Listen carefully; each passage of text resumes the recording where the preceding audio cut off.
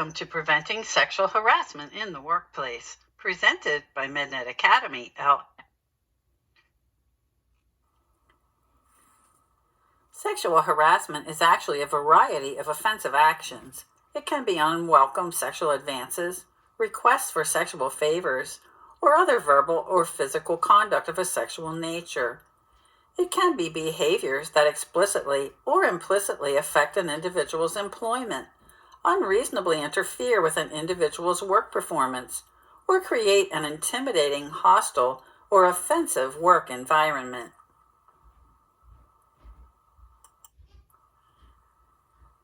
Let's review the federal laws that prohibit sexual harassment and discrimination. The Equal Employment Opportunity Commission, or EEOC, laws protect employees from discrimination, retaliation, and harassment in employment, and define sexual harassment as unwelcome sexual conduct made either explicitly or implicitly. That means it's either clearly stated or implied. Article 7 of the Civil Rights Act of 1964 applies to employers with 15 or more employees. It also applies to employment agencies and to labor organizations, as well as to the federal government. It protects the civil rights of all individuals. The EEOC guidelines define two kinds of sexual harassment: quid pro quo harassment, in which a person in a position of authority makes advances towards a subordinate and promises a raise or a promotion if the person gives in to those advances. Hostile work harassment results from an atmosphere of sexual comments or jokes that create an offensive or threatening work environment.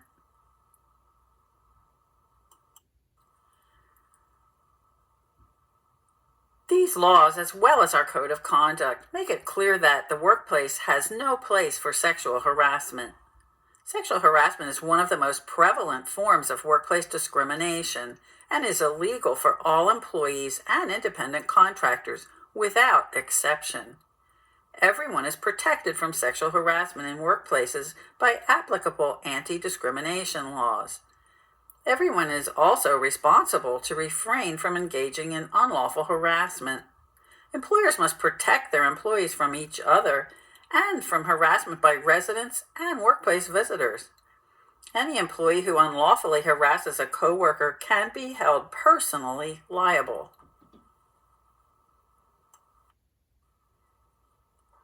Where does sexual harassment occur? Is it just when employees are at work? Actually, unlawful sexual harassment is not limited to the physical workplace itself. It can occur while employees are traveling for business, or at employer-sponsored events, or even employer parties. Calls, texts, emails, and social media usage by employees can constitute unlawful workplace harassment, even if it occurs away from the workplace, using personal devices, or during non-work hours. Harassing behavior that in any way affects the work environment is the concern of management, even if it happens away from the facility. Sexual harassment in the workplace happens in many combinations. The victim as well as the harasser may be a woman or a man. The victim does not have to be of the opposite sex. The harasser can be the victim's supervisor, an agent of the employer, a supervisor in another area, a coworker, or even a non-employee such as a visitor, contractor, delivery person, or a resident. The victim does not have to be the person harassed, but can actually be anyone affected by being in the presence of the offensive conduct. To meet the definition of sexual harassment, the harasser's conduct must be unwelcome. The behavior of a person who engages in sexual harassment can be physical, verbal, or nonverbal. When it is physical, it can involve unwanted touching, holding, grabbing, accidental collisions, or physical assaults. Verbal includes offensive jokes, vulgar language, threats, unwelcome suggestions, or requests for sexual favors. Nonverbal occurs when a supervisor treats one group or individual differently from another, such as writing up women for violations that men can get away with.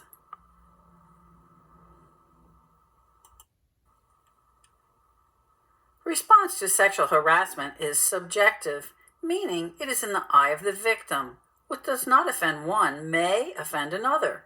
If it offends even one person, it is considered harassment or discrimination. So to avoid this, respect the rights, values, dignity, and culture of others. Conduct yourself in a professional manner. Refrain from making or participating in any jokes, language, conversation, or physical actions which others may find offensive. Even though a comment or joke is not intended to be malicious, it is the perception one develops from the joke or comment that others may consider offensive.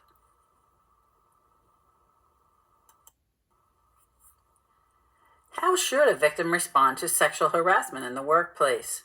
He or she should inform the harasser directly that the conduct is unwelcome and must stop. Never assume that management knows. Always make a report. Use any employer internal complaint mechanism or grievance system that is available to report the unwelcome sexual conduct.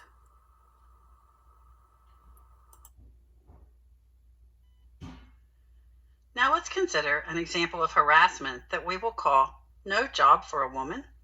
Carla works in the maintenance department of a nursing home.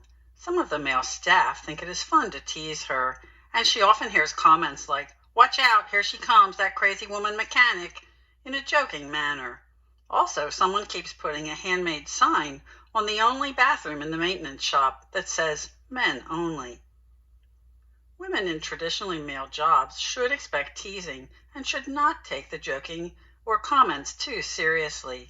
Is this true or false? It is false. Whether Carla is being harassed depends in part on Carla's opinion of the situation and whether or not she finds the behavior offensive. However, if at any point Carla does feel harassed, she is entitled to complain of the behavior and have it stopped, regardless of whether and for how long she has endured the behavior without complaining. Carla can always say when enough is enough. Unwelcome and continuing teasing subjects Carla to inferior terms, conditions, or privileges of employment and should not be considered petty or trivial. Carla cannot complain because the maintenance supervisor sometimes joins in with the joking behavior, so she has nowhere to go. Is this true or false? It is false. Carla can still complain to the supervisor, who is then on notice that the behavior bothers Carla and must be stopped. The supervisor's failure to take Carla's complaint seriously constitutes serious misconduct on his part. Carla can also complain directly to the compliance officer, either instead of going to the supervisor or after doing so. The employer is responsible for ensuring that all employees are aware of its anti-harassment policies and procedures. Some of Carla's co-workers are strongly opposed to her presence in the traditionally all-male department. These co-workers have sometimes said things to her like, "You're taking a job away from a man who deserves it. You should be home with your kids. And what kind of mother are you?" Also, someone scratched a derogatory word on Carla's toolbox. These behaviors, while rude, are not sexual harassment because they are not sexual in nature. Is this true or false? It is false. The behaviors are directed at her because she is a woman, and thus appear to be intended to intimidate her and cause her to quit her job. While not sexual in nature, this harassment is because of her sex and creates a hostile work environment. As time passes, Carla decides to complain about the jokes and other behaviors, and an investigation is conducted. It cannot be determined who defaced Carla's toolbox. Her coworkers are told to stop their behavior or face disciplinary charges. The maintenance supervisor speaks with Carla and tells her to come to him immediately if she has any further problems. Carla then finds that someone has urinated in her toolbox. There is nothing Carla can do because she can't prove who vandalized her toolbox. Is this true or false? It is false. Carla should speak to her supervisor immediately or contact the compliance officer directly. Although the situation has become very difficult, it is the employer's responsibility to support Carla and seek a solution. An appropriate investigation must be promptly undertaken. An appropriate remedial action must follow. There can be no retaliation for reporting her concern or to anyone who participates in the investigation and the resolution. Sex stereotyping is a unique type of sexual harassment. It occurs when conduct or personality traits are considered by others to be inappropriate simply because they may not conform to other people's ideas or perceptions about how individuals should look or act. Harassing a person because he or she does not conform to gender stereotypes as to appropriate looks, speech, personality, or lifestyle is sexual harassment. Harassment because someone is performing a job that is usually performed or was performed in the past mostly by persons of the opposite sex is actually sexual discrimination.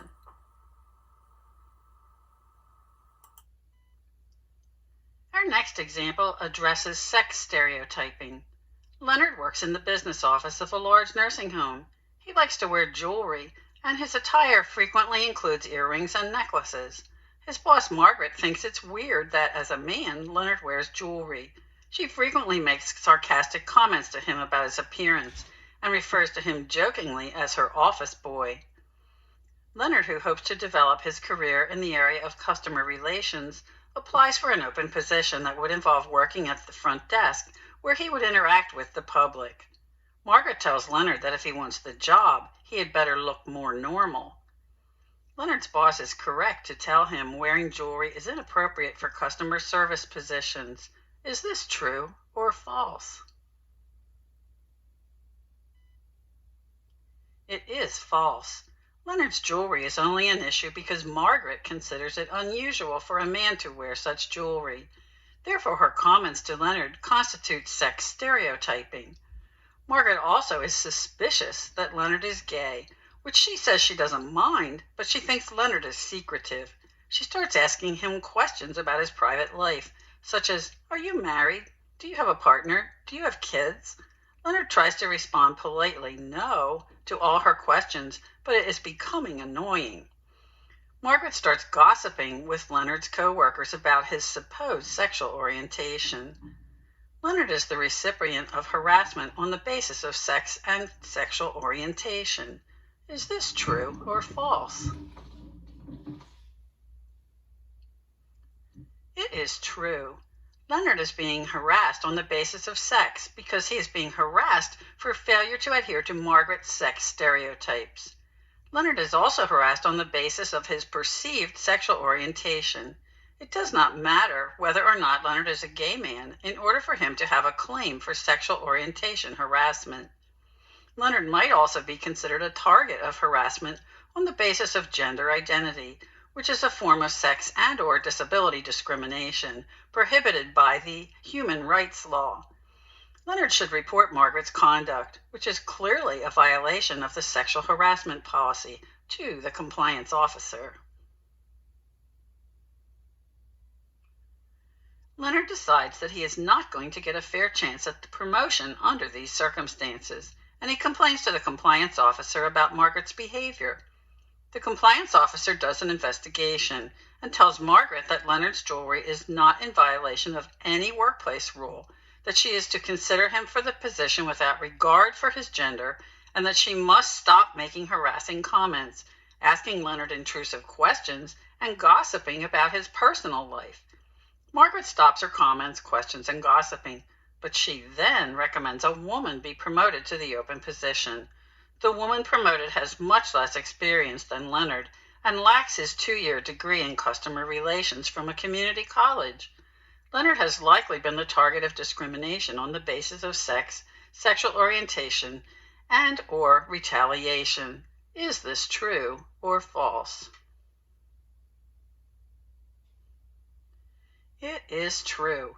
We don't know Margaret's reason for not recommending Leonard for the promotion, but it is not looking good for Margaret.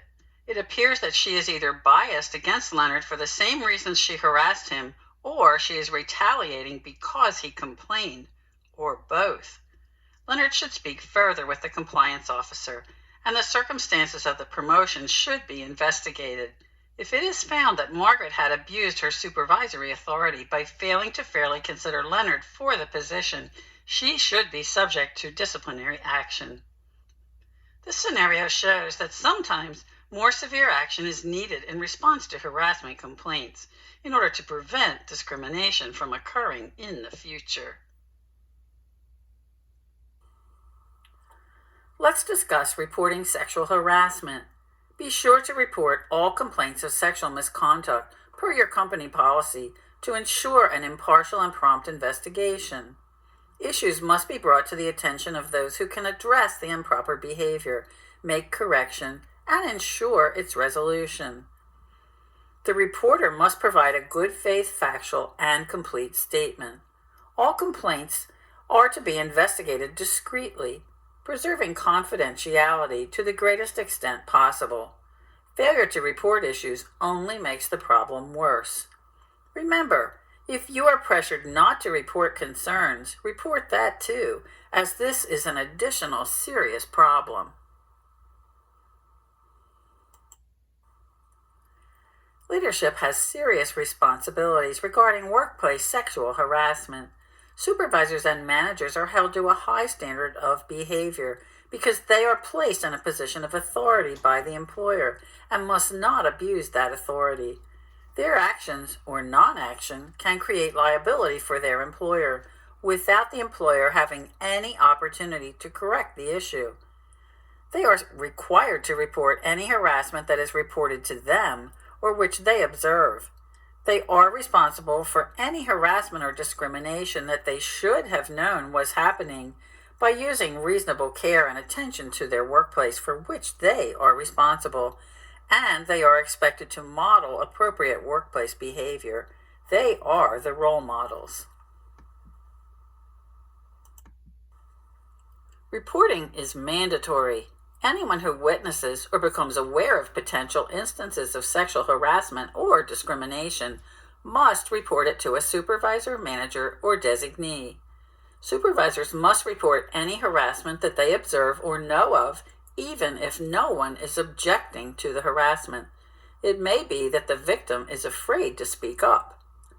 If a supervisor or manager receives a report of harassment or becomes aware of it, it must be promptly reported without exception, even if the supervisor or manager thinks that the conduct is trivial, and even if the harassed individual asks that it not be reported.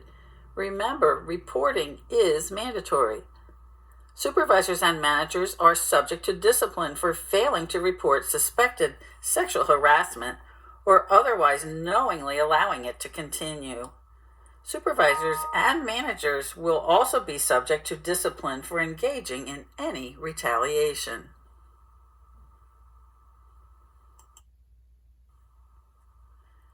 Managers and supervisors must notify human resources immediately when issues or complaints arise, or if they observe incidents that could be sexual harassment. Supervisors' responsibilities when responding to reports of sexual misconduct include supporting the person reporting the incident, always taking the report seriously. A verbal report must be reduced to writing by the person receiving the complaint and signed by the complainant. The supervisor must ensure confidentiality to the greatest extent possible, recognizing that some information must be shared, but only with those who truly need to know, and only the amount necessary for the investigation. Supervisors and managers must coordinate a prompt investigation with the compliance officer and apply the disciplinary process consistently and privately per their company policy. They should follow up with the offender and the offended, sharing only what each needs to know, and always treating everyone with respect. When responding to reports of sexual harassment, employees may not be disciplined, demoted, or terminated because they reported any incident of sexual misconduct in good faith, or participated in an investigation into the facts of a sexual misconduct claim. And retaliation is prohibited. This company has a zero-tolerance policy for anyone who retaliates against a person for bringing a sexual misconduct issue to a company's attention or for cooperating in an investigation into the facts. Retaliation is any action taken to alter a person's employment, such as demotion or sudden work schedule or location change, because the employee engaged in any protected activities. Any negative action taken by an employer against an employee that could discourage a reasonable person from making a complaint about harassment or discrimination. The negative action does not have to be job-related or even occur in the workplace. It can even occur after the end of employment, such as an unwarranted negative job reference.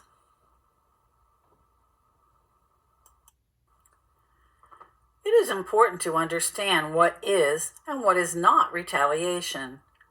Any negative employment action is not retaliatory merely because it occurs after the employee engages in protected activity, such as making a report or participating in an investigation.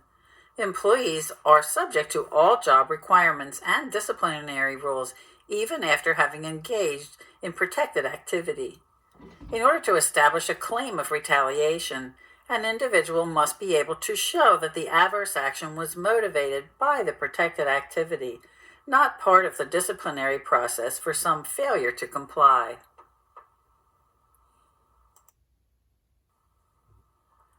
Retaliation against any protected activities is a serious offense. Any employee who has engaged in what is known as protected activity is protected by law from retaliation because of that protected activity.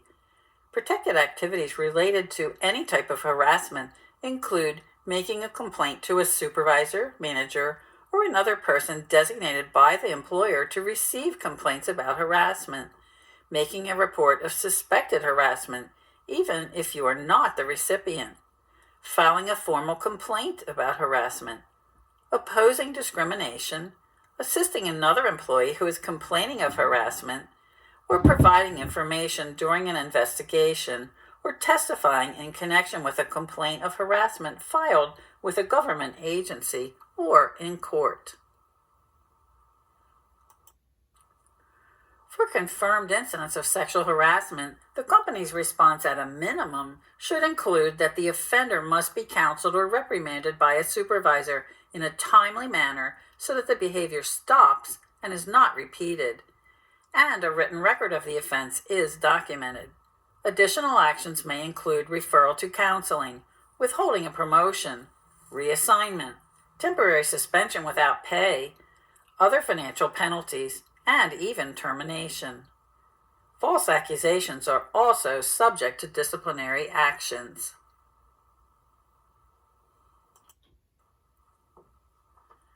It should be noted that prevention of sexual harassment is the best tool. Employers should provide annual and new hire training.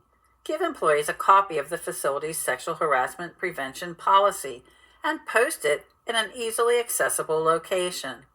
Clearly communicate to employees that sexual harassment will not be tolerated.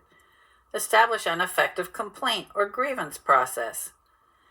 Take immediate and effective action when an employee makes a complaint, and provide training on retaliation to all employees and others affiliated with the facility. Anyone who witnesses or becomes aware of potential instances of sexual harassment must report the behavior, either orally or in writing, and contact the designated company representative, including their supervisor, department manager, the compliance officer, or the administrator. You can also call the compliance hotline, where you can report anonymously, but remember to give the name of your facility so that action can be taken on your report. This next brief section is only required viewing for facilities in New York. In New York State, a complaint alleging violation of the human rights law may be filed either with Division of Human Rights, known as the DHR, or in New York State Supreme Court. Complaints may be filed with DHR anytime within 1 year of the alleged discrimination, and you do not need to have an attorney in order to file. If an individual did not file at DHR, they can sue directly in state court under the human rights law within 3 years of the alleged discrimination. An individual may not file with DHR if they have already filed a human rights law complaint in state court. For more information, visit www.dhr.ny.gov.